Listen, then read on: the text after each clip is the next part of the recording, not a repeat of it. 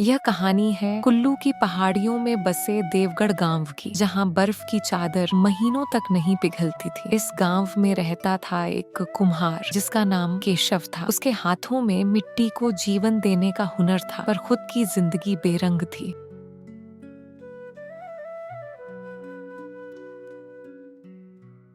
अरे केशव, आज फिर खाली हाथ घर आ गए।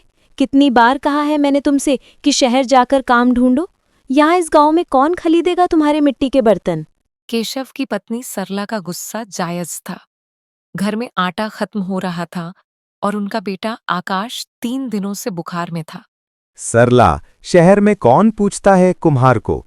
वहां तो प्लास्टिक और स्टील के बर्तन बिकते हैं। मेरी कला की कोई कीमत नहीं है वहां। कला कला से पेट भरता है क्या? देखो ना, आकाश को दवाई तक नहीं दे पा रहे हम, और सर्दी बढ़ती जा रही है, लकड़ी भी खत्म हो रही है। केशव ने अपने बेटे को देखा। आकाश बुखार में कांप रहा था, पर उसकी आंखों में अपने पिता के लिए प्यार था। पिताजी, मुझे ठंड लग रही है। बेटा, बस थोड़ी देर, मैं अभी लकड़ी लेकर आता हूँ। केशव गांव के जमींदार ठाकुर रणवीर सिंह के पास गया। ठाकुर साहब के पास गांव की सारी जमीन थी और लकड़ी का भंडार भी।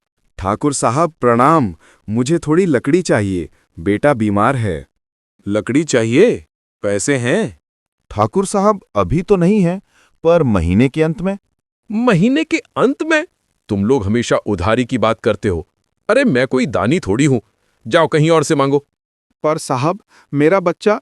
सुन लिया ना मैंने, भाग यहां से, नहीं तो अपने आदमियों को बुलवाऊंगा। केशव खाली हाथ लौटा।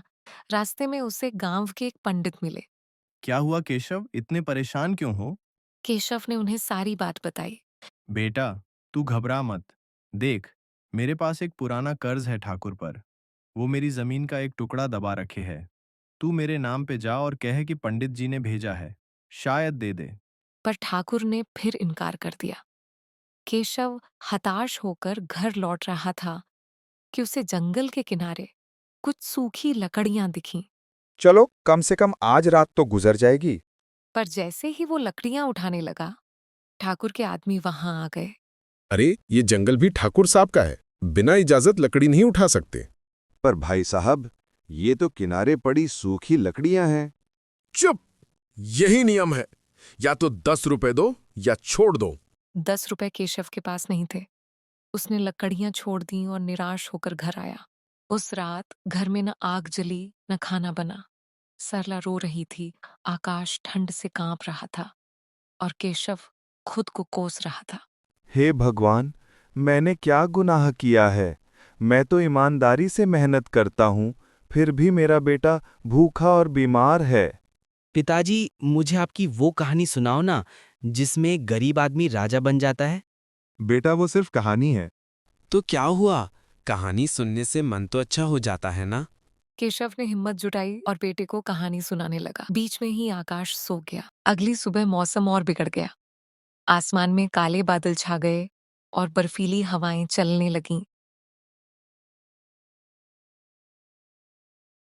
केशव, सुना तुमने? गांव वाले कह रहे हैं कि बड़ा तूफान आने वाला है, सबको सुरक्षित जगह जाना होगा। गांव में अफरा तफरी मच गई। ठाकुर ने अपना बड़ा मकान खोल दिया, पर सिर्फ अमीर लोगों के लिए। गरीब लोग गुफा में जाएं, वहां कम से कम बारिश से बच जाएंगे। पर गुफा छोटी थी और सबके लिए जगह नहीं थी। केशव अपने परिवार को लेकर गुफा की ओर दौड़ा, पर वहां पहले से ही भीड़ थी। कोई जगह नहीं है, आगे बढ़ो।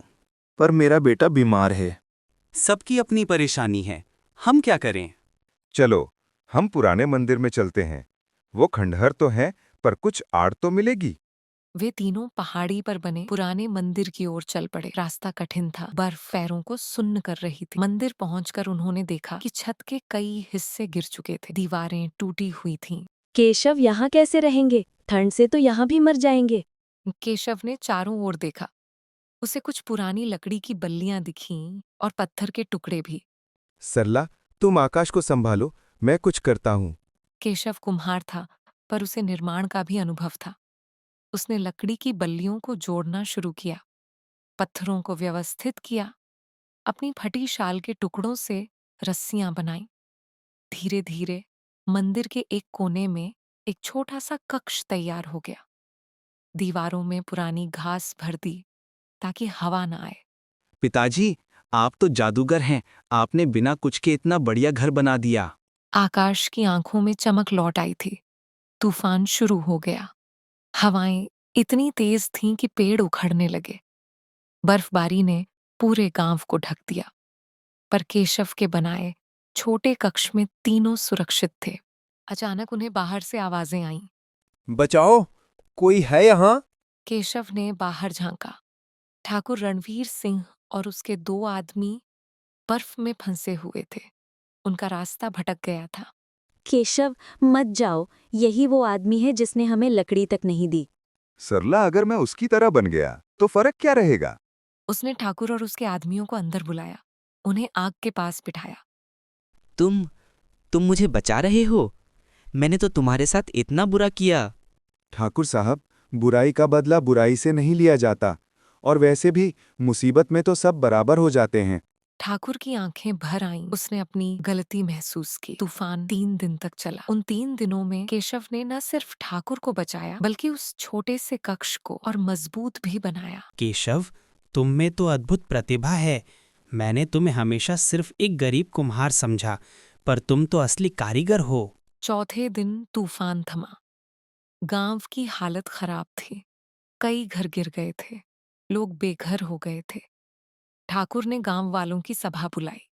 देखो भाइयों, इस केशव ने मेरी और मेरे आदमियों की जान बचाई है, और मैंने अपनी आंखों से देखा है कि ये बिना किसी साधन के कैसे मजबूत आश्रय बना सकता है। मैं चाहता हूं कि केशव हम सब के लिए नए घर बनाए। मैंने तुम्हारे साथ बहुत गलत किया, मुझे माफ कर दो।